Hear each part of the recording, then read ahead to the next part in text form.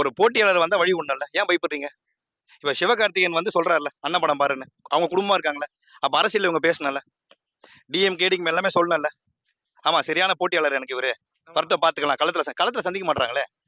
அவங்க சைடுல என்னென்ன பண்ணுமோ அதானே பண்றாங்க. இது தப்புங்க. இது தப்பு. காமனா பண்ணா தப்புங்க இது. இப்போ ஒரு படத்துக்கு சென்சாரி எல்லாமே கொடுப்பாங்க, யுஎஸ் சர்டிபிகேட்ல கொடுப்பாங்க. அது எத்தனை நாள்ல கொடுப்பாங்க? இந்த தளபதி படத்துக்கு மட்டும் பிடிக்கும். எங்க தல ஸ்டைல சொன்னா ஜஸ்ட் பிகினிங். பிகினிங்கே எல்லாம் பயப்படுறாங்க. இதான் உண்மை. என்ன காரணம்னா இது? எங்க படம் என்னங்க? படம் வந்து செலிப்ரேட் பண்ணாங்க. படத்தை எங்க ஸ்டாப் பண்ணாங்க? படத்தை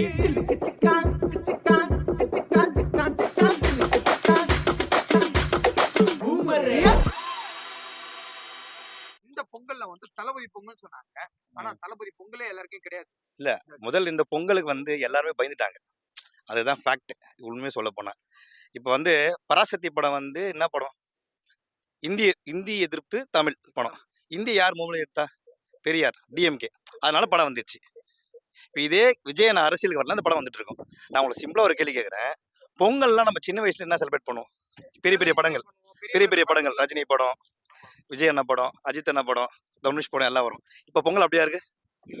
பயப்படுறாங்க, பயம் இருக்கு. சரி, நான் ஒண்ணு கேட்கறேன், உங்களுக்கு தெரியாம தான் கேட்கறேன். அரசியல் ரீதியாவே நான் பேசுறேன்.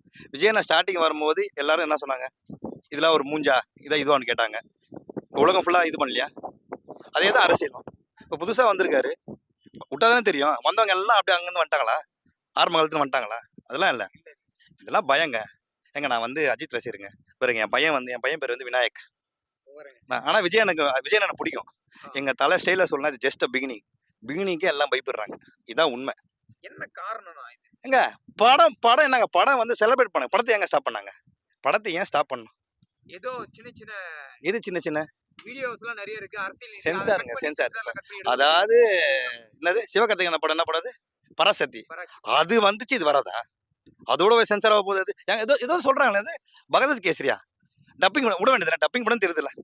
எல்லாம் உலகமே டப்பிங் போடாது. கேசரி படம்ன்றாங்களே. இப்போ உனக்கு விஜய் பிடிக்குமா பிடிக்காதப்பா? விஜய் எல்லாருக்கும் பிடிக்கும்.